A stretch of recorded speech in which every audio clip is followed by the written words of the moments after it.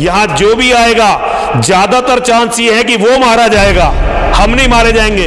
उसकी पूरी व्यवस्था हम लोग कर रहे हैं, हमने की है। मैं इतिहास बदलने की तरफ चल रहा हूं और मेरे बच्चे पूरी दुनिया का भूगोल बदल कर दिखाएंगे। ये तो मेरा सौभाग्य है कि मुझे बलिदान देने का अवसर आज प्राप्त हुआ है। मैंने 23 साल से इस क्षण की प्रतीक्षा की है और मेरे गुरुजी का आदेश है, ऐसे मरना नहीं है, बहुत सारे लोगों को मारते हुए मरना है। और जिस दिन मेरे शेर जागेंगे उस दिन केवल इतिहास नहीं बदलेगा, पूरी दुनिया का भूगोल भी बदलेगा। ये मैं आज बताकर जा रहा हूं और ये मेरी वसीयत है अपने शेरों के लिए। और जहां तक मेरे पोस्टरों का सवाल है, तो मैं तो अपने आप को गर्व करता हूं इस बात पर कि आज पूरी दुनिया के 200 करोड़ मुसलमान कम से कम एक आदमी के खिलाफ खड़े तो हुए। शिवम जैसे मेरे बच्चे, जितने भी आप लोग, नाम लेने में नाम लेता लेता थक जाऊंगा। अब इतने लड़के हैं आपके जैसे, पहले तो शिवम था, अंकुर था, 2-3 थे, आज तो पूरी फौज खड़ी हो गई है भाई। लेकिन फिर भी साइबर सिपाही की पूरी टीम जो हिंदू जागरण के इस अभियान की नींव की ईंट बनी है, बहुत बहुत आशीर्वाद है आपको, बहुत बहुत साधुवाद है। और इसी तरह से मेरे बच्चे लड़ते रहो। किसी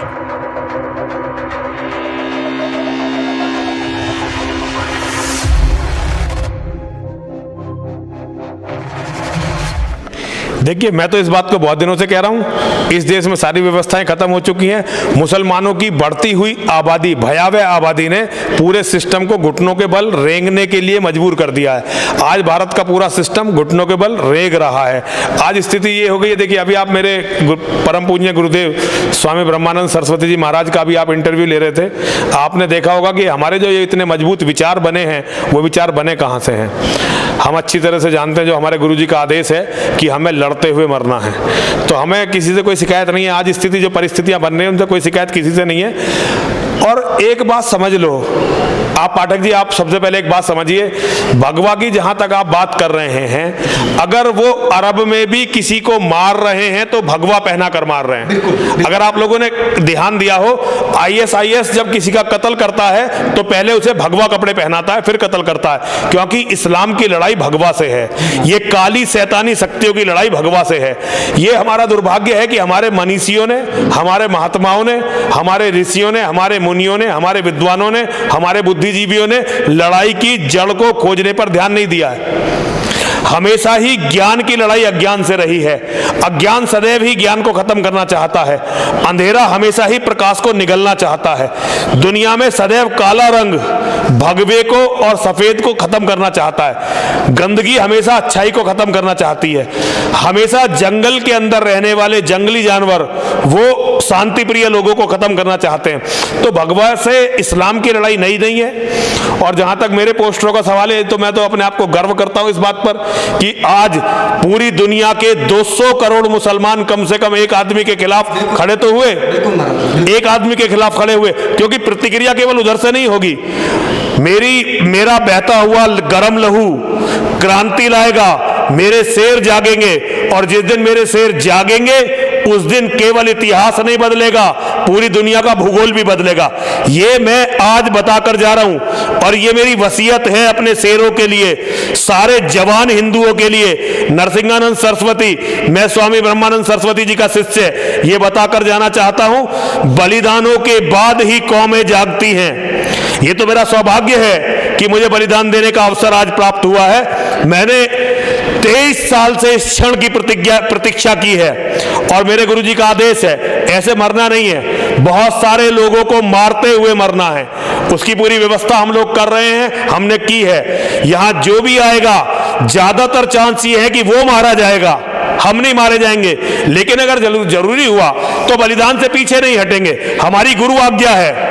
आप लोग समझ गए होंगे। देखिए, 116 साल का सन्यासी राम जन्म भूमि के आंदोलन की नींव की ईंट, हिंदू जागरण मंच की जब स्थापना हुई थी तो मेरे गुरुदेव महाराज हिंदू जागरण मंच के संस्थापक संगठन मंत्री थे। आज इस आंदोलन से जितने भी सन्यासी जुड़े हुए हैं, इनके गुरु जुड़े हुए थे, जैसे योगी जी के गुरु जुड़े हुए थे। हिंदू महासभाई थे, हमारे गुरुजी के बड़े परम मित्र और साथी थे। इन लोगों ने ये आंदोलन खड़ा किया था। राजनीति तो इसमें बाद में आई है। तो ये आंदोलन तपस्वियों के बल पर खड़ा हुआ था, जिसने कई बार सरकारों को बदला है। उस आंदोलन की नींव की एक ईंट है मेरे परम आदरणीय गुरुजी। तो मेरे गुरु का तो आदेश है, लड़ते हुए मरना है, मारते हुए मरना है। मेरा सौभाग्य है कि मुझे ऐसा गुरु मिला जिसने मुझे सही दिशा दिखाई है।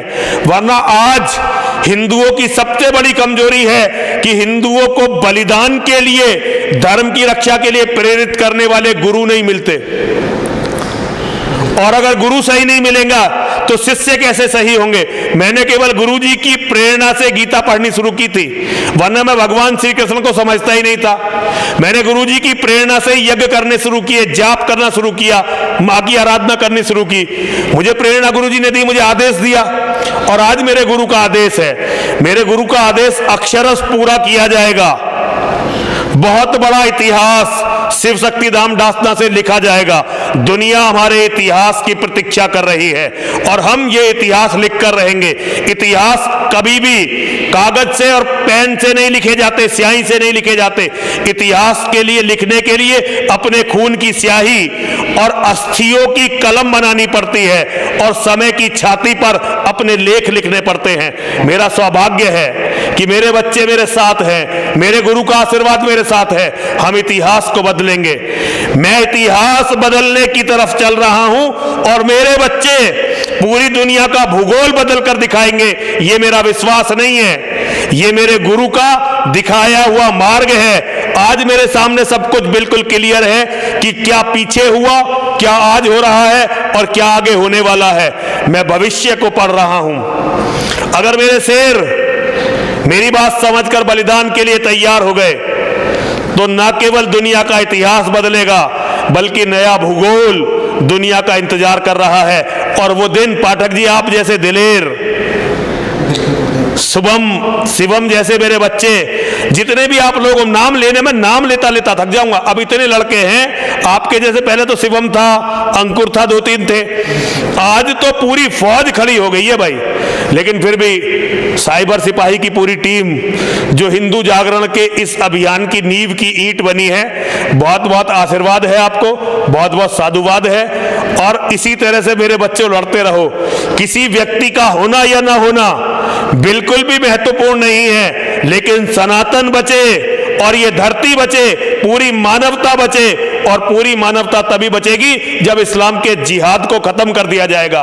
बहुत बहुत शुभकामनाओं के साथ हर हर महादेव, हर हर महादेव, हर हर महादेव। एक प्रश्न मेरी तरफ से भी है कि आदरणीय गुरुदेव के ऊपर जिस तरह से प्रशासन तत्परता दिखाती है गिरफ्तारी को लेकर, FIR दर्ज करने को लेकर, क्या यही तत्परता इमाम बुखारी के लिए दिखाएगी?